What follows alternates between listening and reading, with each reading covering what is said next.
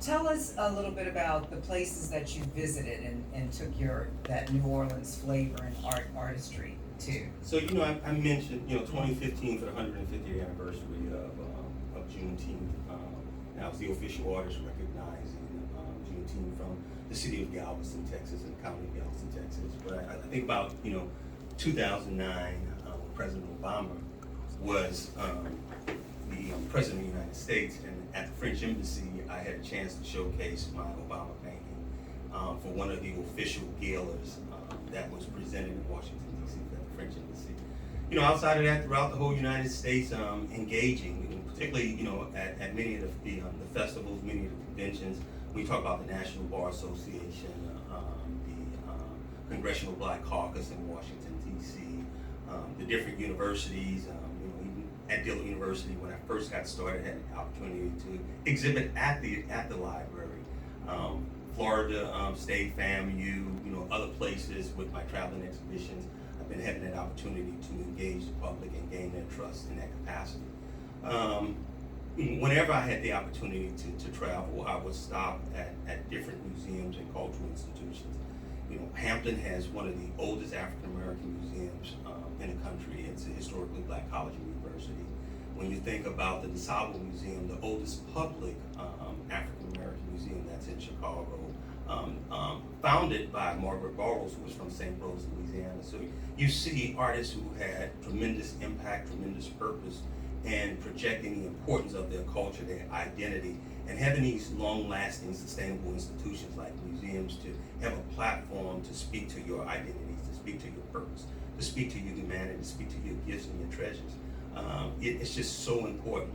I think about the impact of the Smithsonian system in the Smithsonian National Museum of African American History and Culture.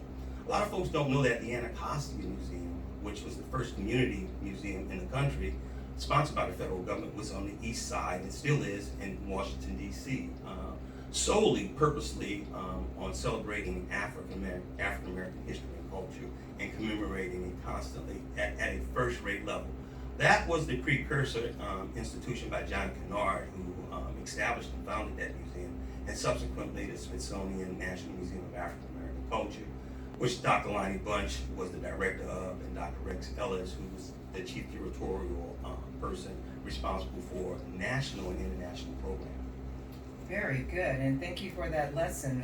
Because a lot of people aren't aware of the culture that's out there and how many museums of art that there are that feature African American art and history.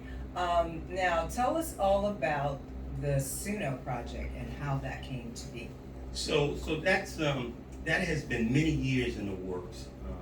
I would think about one person in particular, Dr. Leon Tarver, who's president emeritus of the Southern University System in Baton Rouge, when they established the first museum in the Baton Rouge campus, and then the second in Shreveport, and now you have the permanent piece here in New Orleans, primarily instrumental in making it happen. But I would look to Dr. Polo, who years back with Chancellor Devizan, getting the museum started when it was just a shell.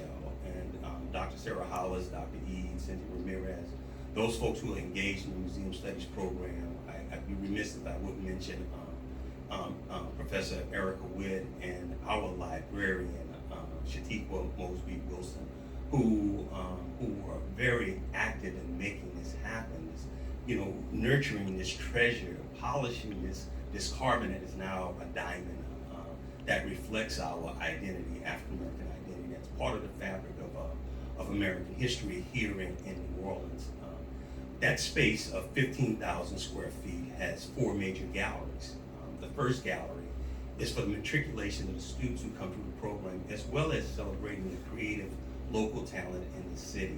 Subsequently, we have Gallery 2 that's designed for our regional, national, and international creatives, artists in that space. And more importantly, in the Gallery 3 and 4, I would say the epic center of high culture speaks to our African identity from the Democratic of the Congo and Nigeria, in which that space we have close to 250 objects and artifacts. utilitarian objects, objects of sacred worship, costumes, and masks in that space. That's curated by Professor Erica Witt. Unapologetically, we have close to 3,000 African objects and artifacts that's going to be spread throughout the campus. So totally engaging. So when you're looking at a space that's one of our wonderful treasures inside of our communities, that speaks to our wholesomeness, that speaks to our pricelessness, it's critically important. So it's owned by the state, but it belongs to the people. It belongs to the students. So in our mission and our vision, when that institution was established in 1956, it was one on purpose, on champion what our needs are inside of our space of living. And certainly that museum is unapologetic in celebrating the importance of African American culture and identity. So it's going to be programmatic in speaking to our wonderful gifts and treasures inside of this city. We have a proclamation that the mayor is presenting. We've reached out to at the state level to get a proclamation because this edification is so critically important. It gives us purpose and intentionality, and the kind of cultural nutrition that's needed at a historically Black college and university. Okay, yes, and we're speaking with, if you're just joining us, Ted Ellis, who is the art director at the New Southern University New Orleans Museum of Art. And if you have any questions, you can give us a call at 504-582-9422. And I see someone on the front porch wanted to say that was Jacqueline. She said, Ted Ellis, I love his art. I have a few of his prints, so unfortunately she lost some of them in Hurricane Katrina. So yeah, our listeners are very familiar with you. So with this is going to be is there a grand opening, I understand, that's happening Yes. early soon? So tell us about this grand opening. So tomorrow morning at 10 a.m., we're gonna have the ribbon cutting Okay. ceremony, and we invite those who can attend to come out and participate. They'll be able to see multiple exhibitions, primarily I Fear for My Life, The Art of Justice, and our collection of African artifacts that I mentioned earlier from West Nigeria, from the Democrat of the Congo, and it's compelling. When you talk about policing inside communities of color, when we have 19 local artists that have a visual narrative that speaks from slavery through the redemptive period, through Jim Crow, civil rights, to the age of Obama, to the present challenges that we have when we speak to I Fear for Our Life.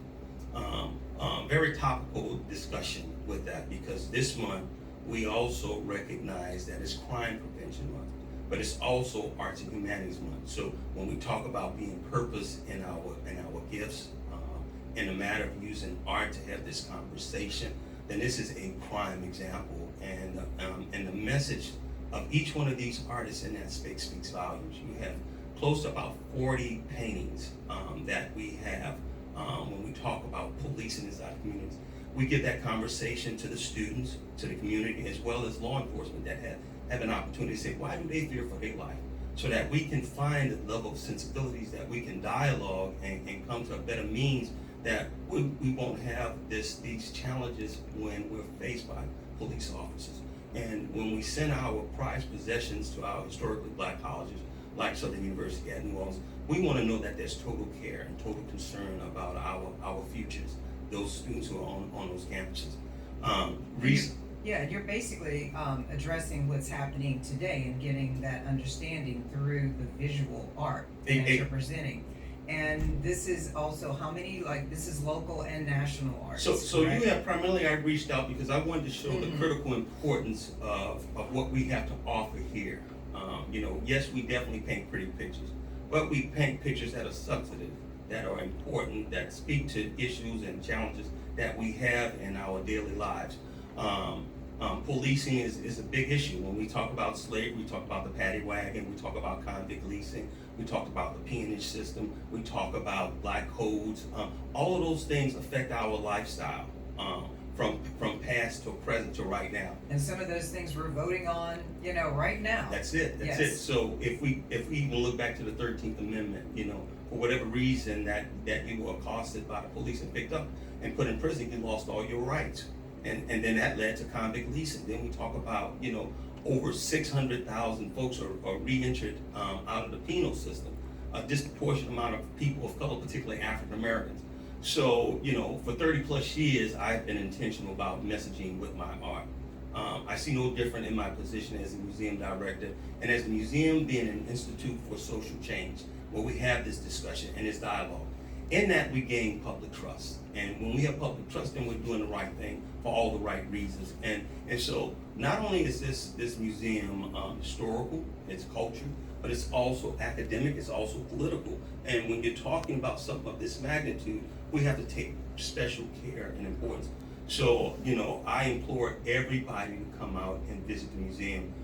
In our program, we're planning to have high school visitations. If we can have one a week from our schools, we got to get that done. I implore the folks in the business sector to come out and support the initiatives that we have in place. 1955, Pontchartrain Park was established at the height of redlining. It is one of our most solvent, most active communities in the country.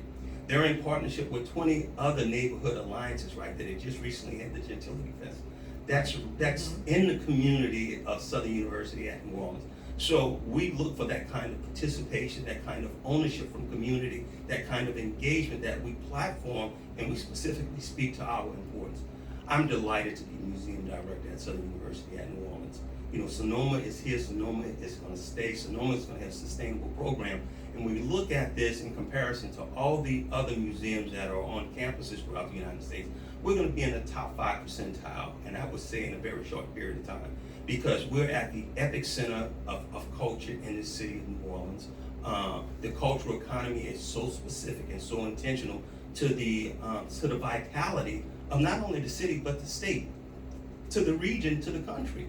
And, I mentioned earlier, 400,000 people every year comes and convenes in New Orleans for the Jazz Festival. I look for Southern University to be very active during that time, as well as Xavier University and Dillard University. 2 other HBCU institutions that are private, that are intentional about progressing the importance of the African American community. Right, because it's just not about the entertainment aspect of it, but it's also getting all of these visitors to, besides go to a jazz festival, go to something that is really important in our city and learning about our culture and not just the music portion of Well, it. that's part of it. Mhm. But when I look at the business and the commerce of culture, it's a $810 billion industry. That's not Ted's number. That's the census by the federal government. And every major epicenter of high commerce and culture throughout the United States, there's a major museum, 70% federally funded, 30% by private corporation, high-end philanthropy. So if you look at Miami, you look at Boston, you look at Los Angeles, you look at Houston, you look at Washington, D.C., you look at New York, those are 6, I'm maybe forgetting one other, but high culture and high finance. And so we have to be in a position to be able to leverage that collectively. This institution at Southern University Sonoma is definitely poised and positioned to take advantage of those opportunities in partnership with those institutions. That's the federal government, that's private corporations. So we're looking at restricted, unrestricted funding to support the initiatives throughout Southern University, throughout the whole system. So I'm excited about the short term, more importantly, the long term, and the progress toward those goals of cultural excellence that we speak of and we see and we will continue to support. I can imagine when the students from these high schools come into that space and see from cradle to grave the importance of their culture. Something that's current, something that's specific, but also something that's also historical.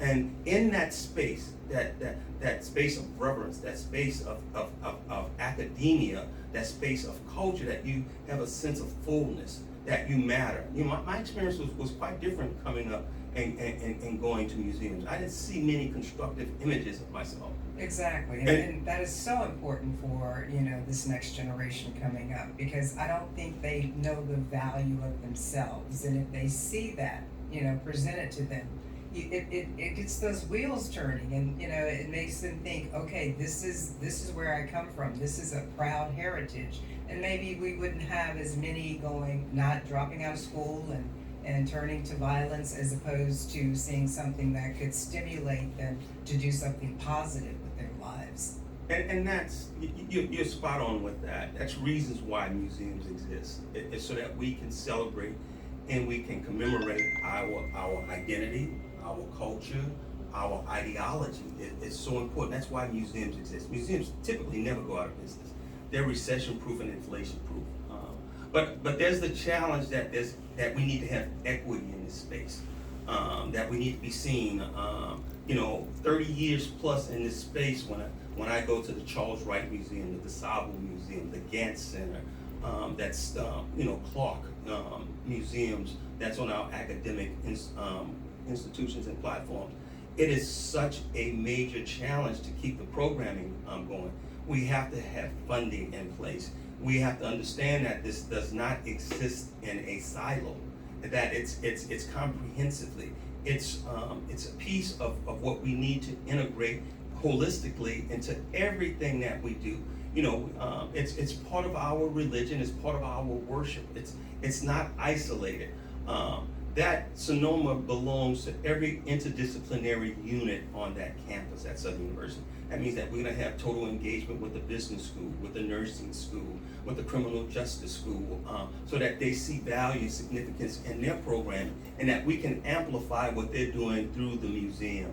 And so, we have wonderful vision, a wonderful plan on incorporating the importance of the museum inside the community and on that campus. It is truly a treasure and a sight to be seen. Tomorrow at 10 a.m., we have the ribbon cutting. At 6 p.m., we have the grand opening, where we know, and being thoughtful about folks working till 5 o'clock, that gives them an opportunity to get off of work to come out and see. We want the church leadership, we want business leadership, the political leadership to come out and see this treasure. It is your treasure that we want to serve about your culture and your identity.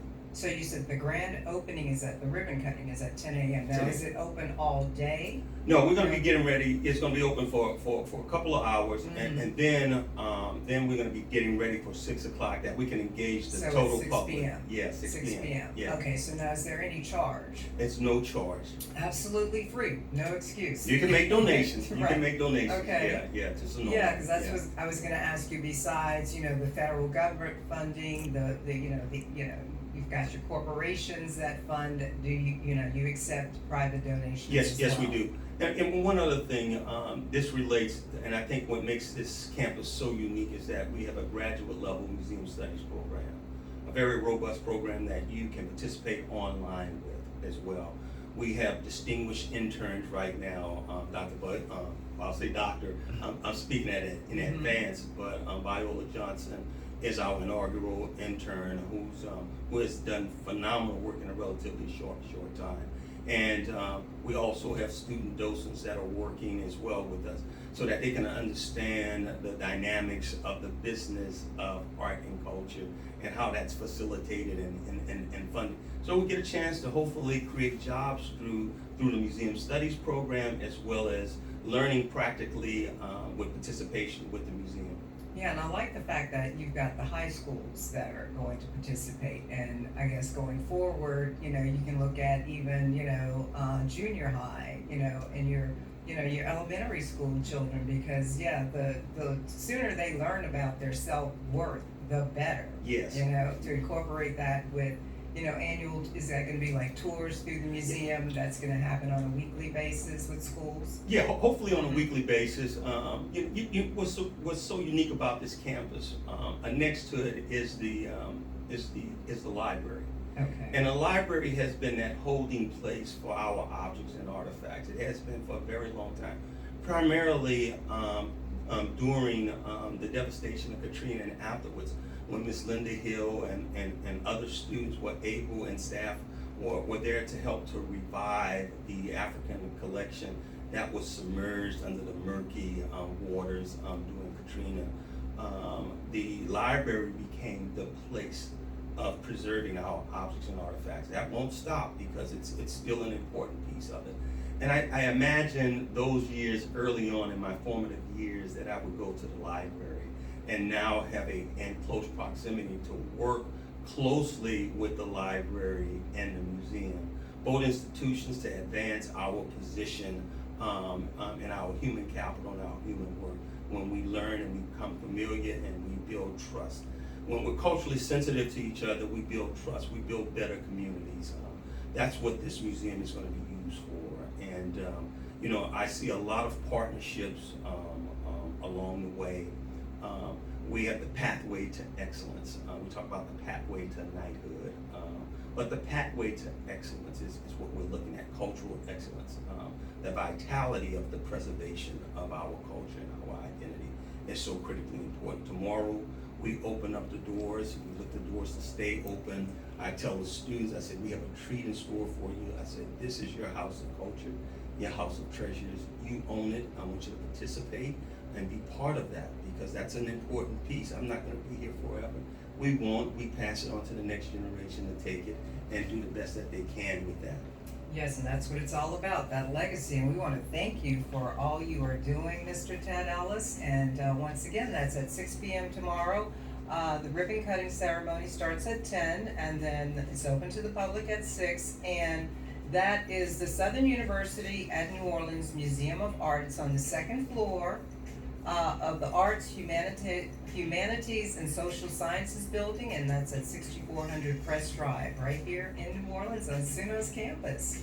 I am so happy that you stopped by to give us this information. I just, I love spreading this kind of information. That's what the front porch is all about. And you are welcome back at any time, if you want to, tell us about, new art that you're doing, whatever exhibits that are happening at SUNO, please feel free to stop by again. Thank you so much. I can't wait to build out a better platform, particularly our local creatives, and that's a springboard for them nationally. And I am so thankful that you guys had me here this morning to give voice to something that matters. Thank you so much. No, thank you, Mr. Ellis, for all you do. We're going to take a short break right now. We'll be right back. We got some more guests on the way. It's WBOK 1230 AM, the station you listen to all day long.